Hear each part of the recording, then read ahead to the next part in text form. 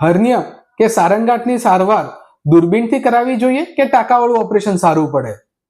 હાય, હું છું ડોક્ટર અનુપ પતકી, એક બોર્ડ સર્ટિફાઈડ જનરલ લેપ્રોસ્કોપિક સર્જન. મારા 20 વર્ષના અનુભવ અને હજારો કેસીસ કર્યા બાદ હું તમને આની વિશે થોડીક જાણકારી કરી દઉં. જ્યારે આપણે દૂરબીનથી હર્નિયાનું ઓપરેશન કરીએ છીએ તો એ વધારે સારું હોય છે. તેમાં જે જાળી બી મુકાતી હોય તે ટાંકાવાળા ઓપરેશન કરતાં વધારે મોટી હોય છે.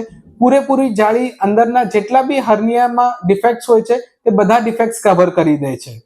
યુઝ્યુઅલી દૂરબીનવાળા ઓપરેશન બાદ તમારે હોસ્પિટલમાં 24 કલાક જેટલું જ રોકાવું પડે છે. 2 કે 3 દિવસ તમારે ઘરે નોર્મલ રેસ્ટ લેવાની હોય. ત્રીજા કે ચોથા દિવસથી તમે તમારી બધી જ રૂટીન એક્ટિવિટીઝ કરી શકો છો. આના ફરી થવાના કોઈ ચાન્સીસ રહેતા નથી અથવા એકદમ મિનિમમ ચાન્સીસ હોય છે.